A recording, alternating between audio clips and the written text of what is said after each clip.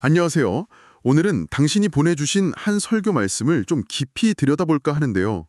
강금구 목사님의 섬기는 것이 예수님을 닮는 길입니다 라는 제목의 설교예요. 마가복음 10장 35절에서 45절 말씀 가지고 예수님이 가르치신 섬김의 진짜 의미가 뭘까? 이걸 탐구하는 거죠. 이게 당신의 신앙 여정에도 꽤 중요한 통찰을 줄 수 있을 것 같아요. 네, 맞습니다.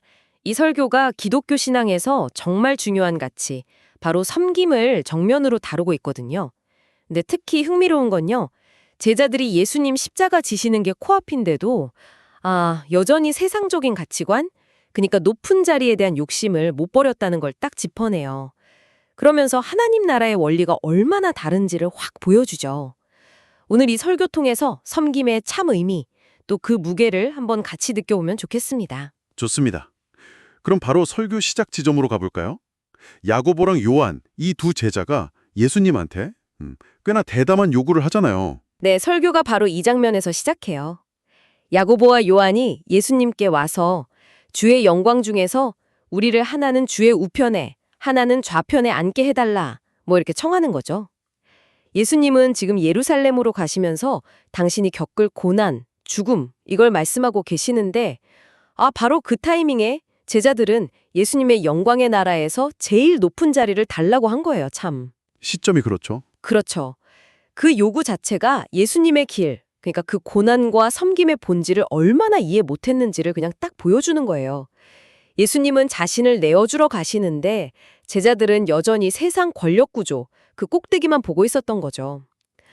근데 설교에서 더 깊이 들어가는 부분은 이게 그냥 야고보, 요한 이 두 사람만의 문제가 아니었다는 거예요. 맞아요. 41절 보면 다른 10명의 제자들이 이 얘기를 듣고 막 화를 내잖아요.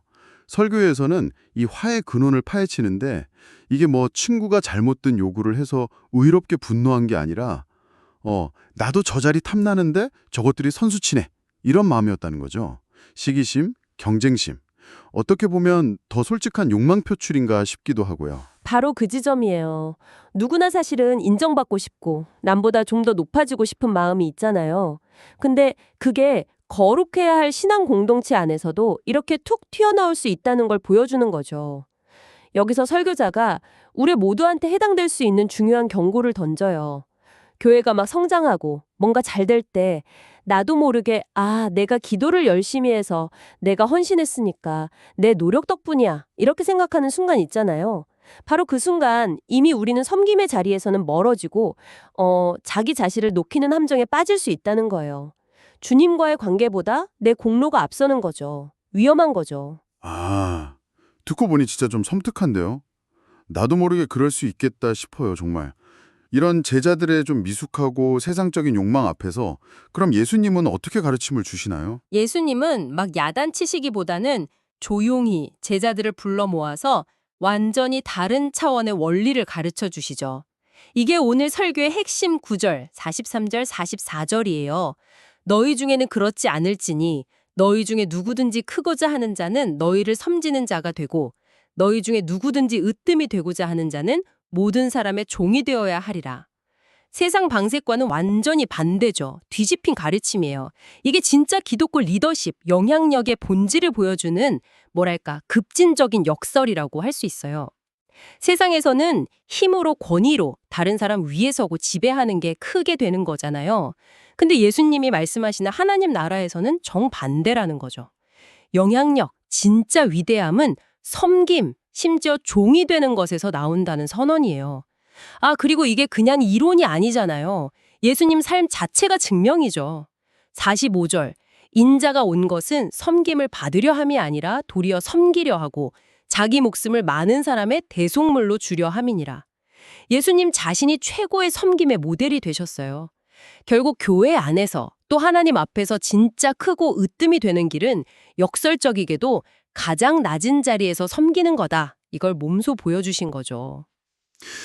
그렇다면 우리가 왜 세살 흐름을 거슬러서 이렇게 섬기는 삶을 살아야 할까요? 설교에서는 그냥 교회 일손 부족해서가 아니라 더 근본적인 이유가 있다고 강조하면서 6가지 이유를 제시하거든요. 이 부분들이 설교의 핵심 논리 같아요. 네, 그 6가지 이유를 하나씩 살펴보는 게 중요해요. 첫 번째는 가장 근본적인 이유인데요. 바로 예수님이 먼저 우리를 섬기셨기 때문이라는 거죠. 십자가 죽음이 그 섬김의 절정이고요. 우리가 예수님 따른다고 말한다면 그분의 삶의 방식, 즉 섬김이 우리 삶의 기본값이 되어야 한다는 거예요. 우리가 닮아야 할 모델이 바로 예수님의 섬김이라는 거죠. 두 번째 이유는 우리는 원래부터 섬기기 위해 부름받은 존재라는 자각이에요. 설교자가 여기서 신앙은 소비가 아니라 헌신이다, 이런 아주 날카로운 표현을 써요. 그러니까 교회 다니면서 내가 뭘 얻을까, 뭘 누릴까 여기에만 집중하는 신앙 소비자가 아니라 하나님 나라와 공동체를 위해서 기꺼이 나 자신, 내 시간, 재능을 내놓는 헌신자로 부름받았다는 거죠. 그 정체성을 강조해요. 아, 신앙을 소비로 생각하는 경향이 요즘 진짜 강한데 곱씹어볼 말이네요. 세 번째 이유는 뭐였죠? 섬김이라는 행위 자체가 우리를 영적으로 성장시키고 예수님의 성품을 담게 하기 때문이라는 거예요. 겸손, 희생, 인내, 사랑 이런 귀한 성품들은 그냥 편하게 앉아서 말씀만 듣는다고 길러지는 게 아니라 오히려 누군가를 위해 기꺼이 나를 낮추고 수고하는 그 섬김의 현장에서 막 다듬어진다는 거죠. 연단받는 거예요. 네 번째 이유는 섬김이 교회를 살리고 건강하게 만드는 핵심 동력이라는 점이에요. 설교를 들으면 바울이 교회를 몸에 비유한 게 딱 떠올라요. 각 지체가 서로 연결돼서 영향을 주고받잖아요. 그러니까 서로 돌보고 피로를 채우는 섬김이 활발할 때 교회가 비로소 건강하게 서고 생명력을 유지할 수 있다는 거죠. 섬김은 뭐랄까 옵션이 아니라 필수라는 거예요. 다섯 번째 이유는요, 좀 개인적이면서도 아주 깊은 차원의 변화를 이야기하는데요. 섬김을 통해서 우리 자신의 내면이 귀하게 변화된다는 거예요. 섬김이 우리의 그 딱딱한 자아, 교만을 깨트리는 망치 같아서 그 과정에서 우리는 순종을 배우고 또 예상치 못한 기쁨도 경험하게 된다는 거죠. 설교자가 이걸 설명하려고 아주 인상적인 이야기를 하나 해요. 평생 장사만 하셔서 말씀이나 기도가 좀 서툴렀던 권사님이 계셨는데 개척교회에서 매주 새벽같이 나와서 국을 끓이는 주방 봉사를 시작하셨대요.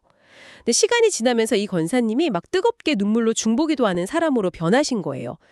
목사님이 깜짝 놀라서 어떻게 그렇게 되셨냐고 물었더니 그 권사님이 하나님이 내가 국 끓이는 걸 받으시고 내 마음도 이렇게 뜨겁게 끓여주시네요, 이렇게 답하셨다는 거예요.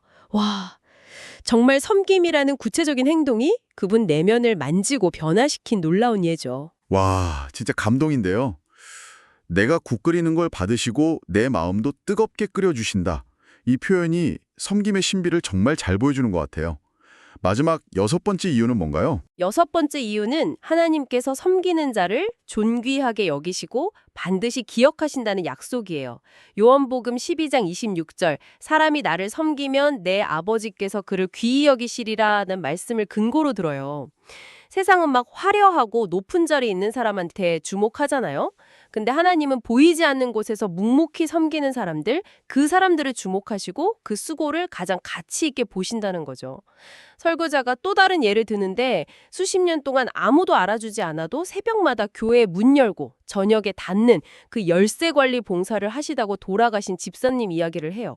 목사님이 장례식 설교에서 그분은 평생 교회에서 큰 소리 한 번 안 내셨지만 하나님 나라에서는 누구보다 큰 상을 받으셨을 거라고 선포했다는 거죠. 이게 바로 세상 평가 기준과는 완전히 다른 하나님의 시선이라는 걸 강조하는 대목이에요. 그렇군요. 섬김이 그냥 지금의 수고로 끝나는 게 아니라 영원한 가치가 있다는 약속이 남겨 있네요. 설교에서는 이런 섬김을 통한 변화의 모델로 구약 인물 모세를 좀 비중 있게 다뤘다고 하셨죠? 네, 모세 이야기는 섬김이 어떻게 한 사람을 하나님의 사람으로 만들어가는지를 보여주는 아주 강력한 사례로 제시돼요. 우리가 아는 그 위대한 지도자 모세 이전에 그는 자기 혈기 못 참고 사람 죽이고 숨기려 했던 아주 강한 자아와 고집을 가진 사람이었잖아요. 애굽 왕궁에서 최고의 교육, 권력 다 누렸지만 자기 힘으로, 자기 방법으로 세상을 바꾸려고 했죠. 근데 하나님은 그를 바로 쓰지 않으셨어요. 그 과정이 바로 니디안 광야에서의 40년이었군요. 왕자에서 하루아침에 도망자 신세가 돼서 양치는 목동으로 살게 되잖아요. 설교자는 이 40년의 세월을 그냥 도망 다니고 고생한 기간으로만 보지 않고 모세가 섬김을 배우는 결정적인 시간이었다고 해석해요. 매일 양들 돌보고 먹이고 위험에서 지키고 길 인도하고 그 지루하고 고된 목자의 삶, 즉 섬김의 과정을 통해서 그의 그 꺾이지 않던 자아가 깨지고 혈기가 다스려지고 무엇보다 온유함이라는 리더의 핵심 덕목을 배우게 됐다는 거죠. 그 결과가 민수기 12장 3절의 평가, 이 사람 모세는 온유함이 지면의 모든 사람보다 더하더라 라는 놀라운 변화로 나타난 거고요. 네, 바로 그거예요. 그리고 바로 그때 그의 자아가 충분히 낮아지고 섬김의 사람으로 준비됐을 때 하나님께서 떨기나무 불꽃 가운데서 모세야, 모세야 부르시면서 이스라엘 민족 구원이라는 그 엄청난 사명을 맡기시잖아요. 이게 뭘 보여주냐면 하나님께서 우리를 큰 일에 쓰시기 전에 종종 이렇게 낮아짐과 섬김의 시간을 통해서 우리의 성품을 먼저 다듬으시는 분이라는 중요한 통찰을 줘요. 그러니까 지금 당신이 하고 있는 섬김이 때로는 힘들고 좀 보잘것없어 보일지라도 그게 결코 헛된 고생이 아니라 하나님께 더 귀하게 쓰임받기 위한 필수적인 준비 과정, 영적 훈련일 수 있다는 거죠. 그런 관점을 제시해요. 하나님의 일하시는 방식에 대한 깊은 이해를 주네요. 섬김이 고생이 아니라 준비라는 관점. 네. 그렇다면 이렇게 중요한 섬김을 우리 삶 속에서, 특히 교회 공동체 안에서 구체적으로 어떻게 실천할 수 있을까요? 섬기고 싶은 마음은 있는데 뭘 해야 할지 좀 막막하게 느끼는 분들도 있을 것 같아요. 설교자는 그 부분에 대해서도 아주 구체적이고 실제적인 제안들을 많이 해줘요. 거창한 일이 아니어도 괜찮다는 거죠.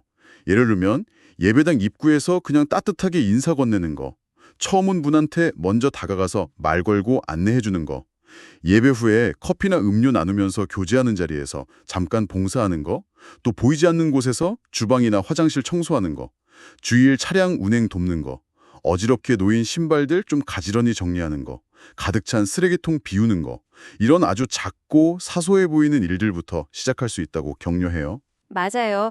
또 새가족 오면 좀 환대해주고 식탁 교제에 초대하는 거, 몸이 아프거나 좀 어려움에 처한 성도를 위해서 기도해주고 따뜻한 격려 문자 하나 보내는 거, 이것도 귀한 섬김이죠.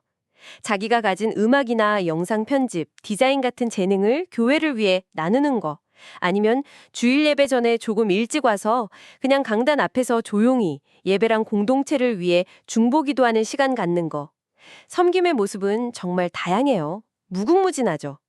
설교자는 심지어 바닥에 떨어진 휴지 조각 하나 줍는 작은 행동도 하나님 앞에서는 귀한 섬김이 될 수 있다고 말해요.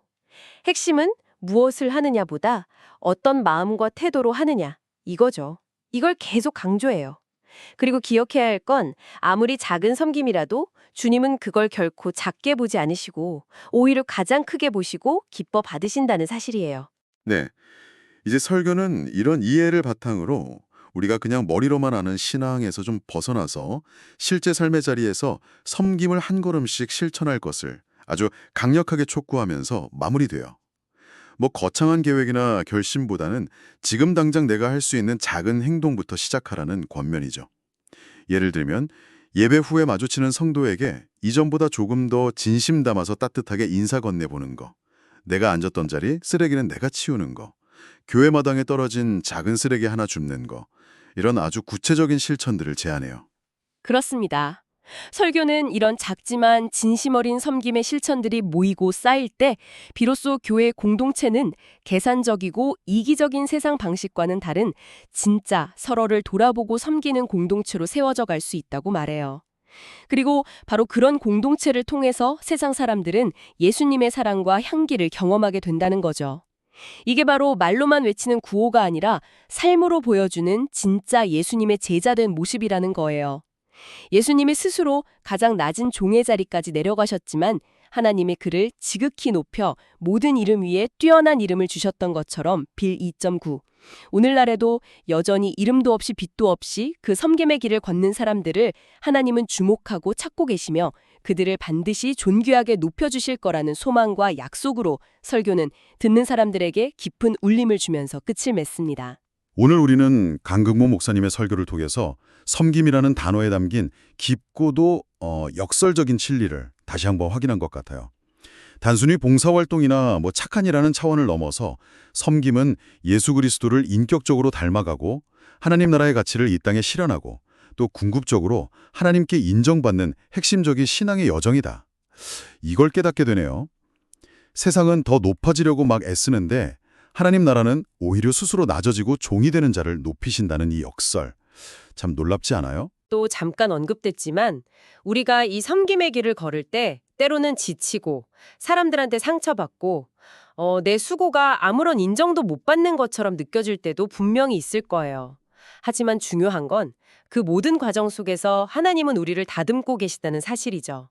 섬김은 우리 안의 모난 부분을 깎아내고 예수님의 성품을 새겨넣는 하나님의 손길이고 또 공동체를 더 단단하고 건강하게 세우는 접착제의 역할을 해요. 그러니까 섬김을 통해서 우리는 내면의 성숙, 공동체의 회복, 그리고 하나님의 기뻐하심이라는 정말 값을 매길 수 없는 열매를 얻게 되는 거죠.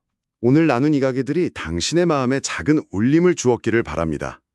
이제 당신의 삶의 자리에서 아주 작은 것이라도 괜찮으니까 섬김으로 실천해 볼 수 있는 영역은 무엇일지 한번 조용히 생각해 보시면 어떨까요? 꼭 거창한 봉사 계획이 아니어도 좋아요. 오늘 만나는 누군가에게 건네는 따뜻한 말 한마디, 남들이 알아주지 않는 곳에서의 작은 정리정돈, 아니면 어려운 가운데 있는 지체를 위한 짧지만 진심 어린 기도. 이런 것도 다 섬김이 될 수 있겠습니다. 이 작은 섬김의 씨앗이 앞으로 당신의 신앙 여정을 얼마나 더 풍성하고 의미 있게 만들어갈지 기대하면서 오늘 저희의 이야기는 여기서 마무리하겠습니다.